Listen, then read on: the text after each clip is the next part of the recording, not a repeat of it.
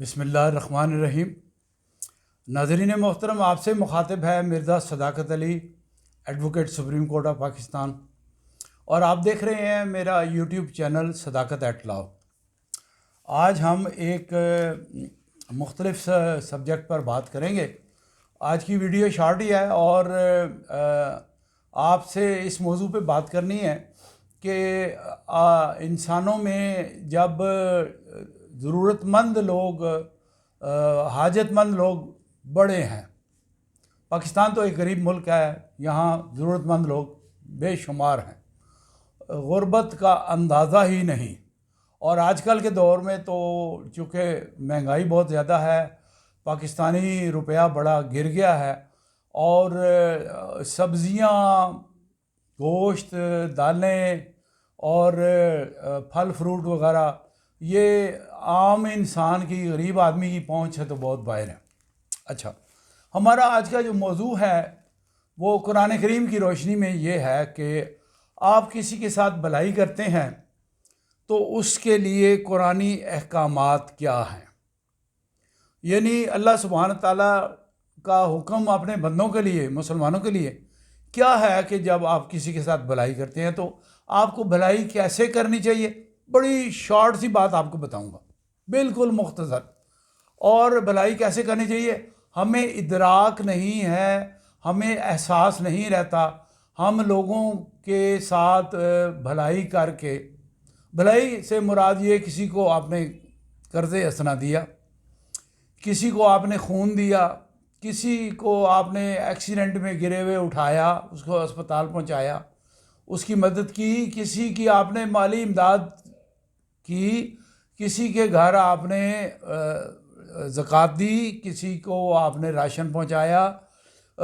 کسی کو زخمی حالت میں آپ نے اٹھایا، بڑی اس کی امداد کی۔ غرض یہ ہے کہ انسان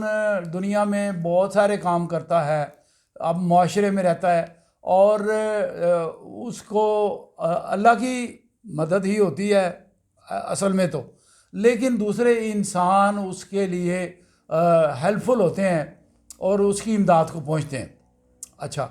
جب آپ نے اللہ کی رضا کے لیے اور اللہ کے احکامات کی بجا آوری میں آپ نے خود کسی دوسرے انسان کی مدد کی، بھلائی کی، اپنے کسی بہن بھائی کی مدد کی، اپنے کسی رشتہ دار کی مدد کی، اپنے کسی ہمسائے کی مدد کی، اپنے کسی کولیگ کی مدد کی، تو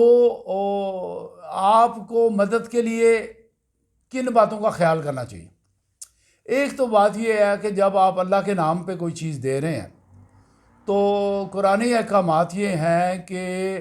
اپنی پسندیدہ ترین چیز، اپنی محبوب ترین چیز آپ دوسرے لوگوں کو عطیہ کریں یا اللہ کے نام پہ دیں، اور پھر اس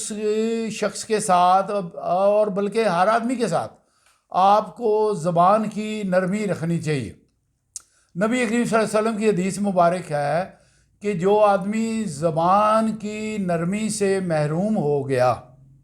جس نے زبان کی نرمی اختیار نہ کی، وہ کل کی کل بھلائی سے محروم ہو گیا۔ اچھا، اب میں نے آپ کو سورہ البقرہ کی آیات کی روشنی میں مختصر سی بات آپ کو بتانی ہے کہ جب آپ کسی کی بھلائی کر دیتے ہیں نا، کسی کے کام آ جاتے ہیں، کسی ضرورت مند کے کام آ گئے، کسی کو قرضہ دے دیا، کسی کو کپڑے لے دیے، پرانے کپڑے لے دیے، نئے کپڑے لے دیے، اور کسی کی گاڑی کو دھکا لگا دیا، چلیں معمولی سی چھوٹی سی بات ہے، لیکن آپ نے بھلائی کرنے کے بعد یہ یاد رکھیے، کبھی بھی اس بندے کو جتلانا نہیں ہے کہ مسٹر فلاں فلاں اے بی سی کوئی بھی ہو، فلاں مقام پر فلاں وقت پر تم بڑے مجبور تھے، میرے گھر آ کے تم نے گھنٹی بجائی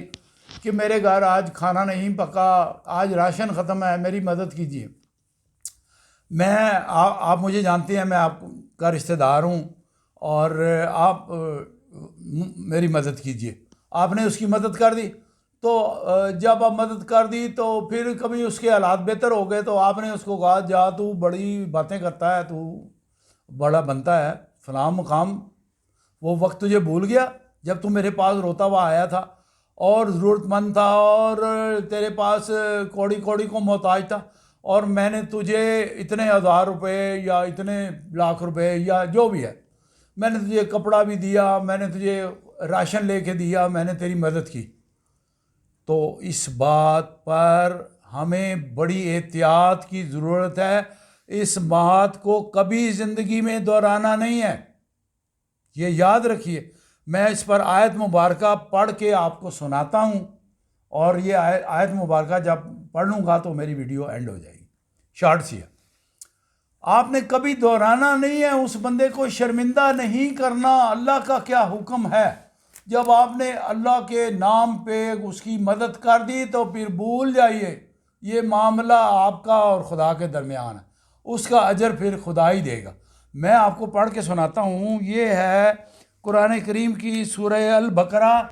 آیات نمبر 262 تا 265۔ بسم اللہ الرحمن الرحیم۔ فرمایا، جو لوگ اپنے مال اللہ کی راہ میں خرچ کرتے ہیں اور خرچ کر کے پھر احسان نہیں جتلاتے، نہ دکھ دیتے ہیں، ان کا اجر ان کے رب کے پاس ہے اور ان کے لیے کسی رنج اور خوف کا موقع نہیں۔ ایک میٹھا بول اور کسی ناگوار بات پر ذرا چشم پوشی اس خیرات سے بہتر ہے جس کے پیچھے دکھ ہو۔ اللہ بے نیاز ہے اور بردباری اس کی صفت ہے۔ اے ایمان لانے والو، اپنے صدقات کو احسان جتا کر اور دکھ دے کر اس شخص کی طرح خاک میں نہ ملا دو جو اپنا مال محض لوگوں کو دکھانے کے لیے خرچ کرتا ہے اور نہ اللہ پر ایمان رکھتا ہے نہ آخرت پر۔ اس کے خرچ کی مثال ایسی ہے جیسے ایک چٹان تھی جس پر مٹی کی تہ جمی ہوئی تھی، اس پر جب زور کا مینہ برسا تو ساری مٹی بہہ گئی، صاف چٹان کی چٹان رہ گئی۔ ایسے لوگ اپنے نزدیک خیرات کر کے جو نیکی کماتے ہیں، اس سے کچھ بھی ان کے ہاتھ نہیں آتا، اور کافروں کو سیدھی راہ دکھانا اللہ کا دستور نہیں ہے۔ بخلاف اس کے جو لوگ اپنے مال محض اللہ کی رضا جوئی کے لیے دل کے پورے ثبات و قرار کے ساتھ خرچ کرتے ہیں، ان کے خرچ کی مثال ایسی ہے جیسے کسی سطح مرتفع پر ایک باغ ہو، اگر زور کی بارش ہو جائے تو 2 گنا پھل لائے، اور اگر زور کی بارش نہ بھی ہو تو ایک ہلکی پھوار ہی اس کے لیے کافی ہو جائے۔ تم جو کچھ کرتے ہو